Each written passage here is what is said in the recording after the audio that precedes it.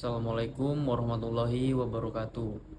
Yang saya hormati dosen pengampu mata kuliah Hukum Perdata Internasional, Bapak Idrus Al-Ghifari, SHMH. Perkenalkan, saya Errol Effendi dengan NPM 2321010020. Di sini saya akan memaparkan materi terkait mata kuliah Hukum Perdata Internasional dari bab 8 sampai bab 13. Baik, langsung saja di bab 8 terdapat penyelundupan hukum atau yang bisa kita sebut sebagai penghindaran pelaksanaan hukum. Bagaimana jika seorang memanipulasi hukum demi keuntungan pribadi? Bab ini menjelaskan fenomena di mana para pihak secara sengaja mengubah atau menciptakan titik taut baru, misalnya mengubah kewarganegaraan, memindahkan domisili, atau melangsungkan pernikahan di luar negeri dengan tujuan utama menghindari larangan atau kewajiban hukum yang berlaku di negara asal mereka. Contoh konkretnya, pasangan yang di negara asalnya dilarang menikah karena terbentur aturan syarat material, lalu mereka sengaja pergi ke luar negeri untuk melaksanakan pernikahannya. Dan apa sikap hukum terhadap perilakunya? Buku ini mengulas bagaimana hukum mengidentifikasi niat buruk dan konsekuensi hukumnya. Tindakan penyelundupan hukum ini umumnya dianggap tidak sah atau tidak diakui oleh pengadilan di negara asal karena dinilai sebagai bentuk pelanggaran terselubung terhadap ketertiban umum. Di bab 9, yaitu hukum yang berlaku dalam kontrak dagang internasional.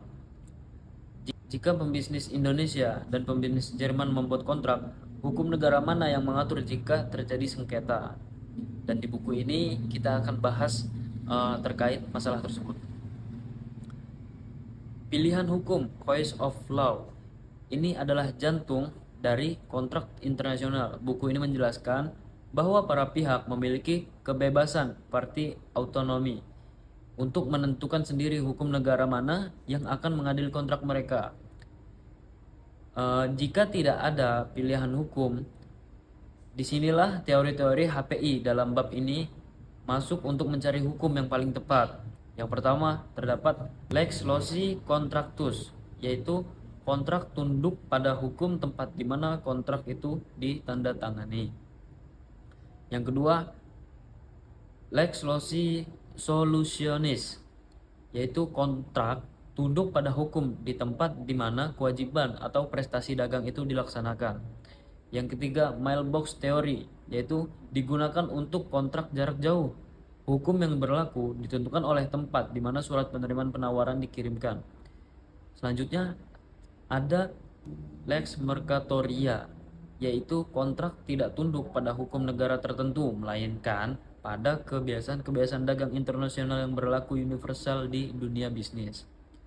Selanjutnya kita bahas bab 10, yaitu perbuatan melawan hukum dalam hukum perdata internasional.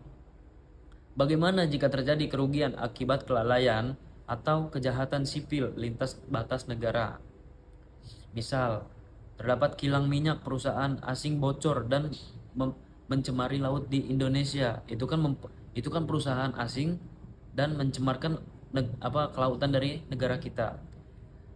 Penentuan hukum yang berlaku. Bab ini membahas doktrin tradisional yang disebut lex loci delicti komisi, yaitu hukum yang berlaku adalah hukum di tempat di mana perbuatan melanggar hukum itu terjadi. Di tantangan modern sekarang, di era digital atau polusi lintas batas, tempat perbuatan dilaku dan tempat kerugian timbul bisa berbeda negara. Buku ini mengulas teori-teori modern untuk menyelaraskan masalah tersebut, mencari hukum negara yang memiliki hubungan paling erat dengan peristiwa kerugian tersebut. Selanjutnya, status badan hukum. Bab ini juga menjelaskan bagaimana menentukan status personal suatu perusahaan asing yang dituntut, apakah legalitasnya dinilai berdasarkan tempat perusahaan itu didirikan atau incorporation theory, dan juga bisa kita sebut sebagai tempat pusat bisnisnya berada. Selanjutnya bab 11, asas-asas HPI tentang hukum benda dan keluarga. Bagaimana mengatur harta dan hubungan keluarga yang melintas batas kedaulatan negara. Hukum benda, lex sittae atau lex rei sittae, yaitu buku ini menegaskan asas mutlak dalam HPI bahwa segala urusan mengenai benda, terutama benda tidak bergerak seperti tanah dan bangunan, harus tunduk pada hukum di mana benda itu secara fisik berada. Jika tanahnya di Indonesia, maka hukum Indonesia lah yang berlaku. Tidak peduli siapa pemiliknya. Selanjutnya, hukum keluarga.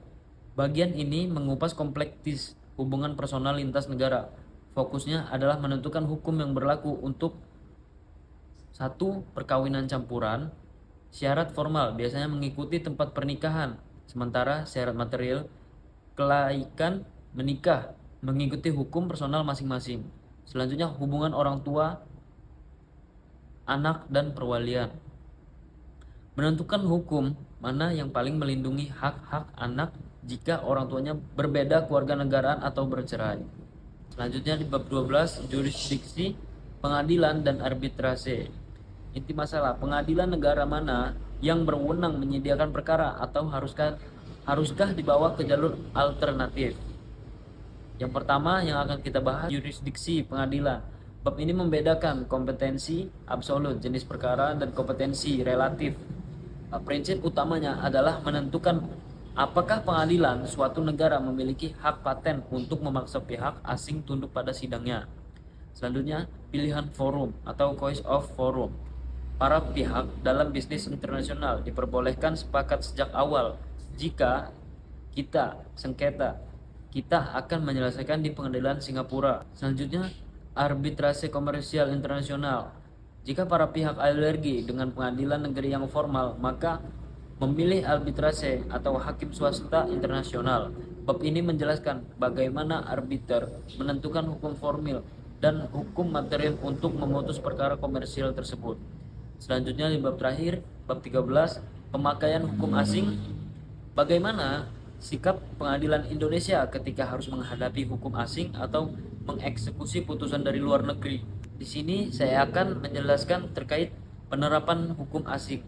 Di pengadilan domestik, hukum asing terkadang harus diberlakukan jika titik taut HPI mengarah ke sana. Bab ini menjelaskan apakah hakim wajib mencari tahu sendiri hukum asing tersebut atau para pihak yang harus membuktikannya di depan hakim. Selanjutnya, eksekusi putusan asing di Indonesia atau kunci krusial. Putusan pengadilan asing secara umum berdasarkan asas kedaulatan, putusan pengadilan perdata dari luar negeri tidak dapat dieksekusi secara langsung di Indonesia, melainkan harus dilakukan gugatan ulang atau relitigasi di pengadilan Indonesia dengan menjadikan putusan asing itu sebagai alat bukti kuat.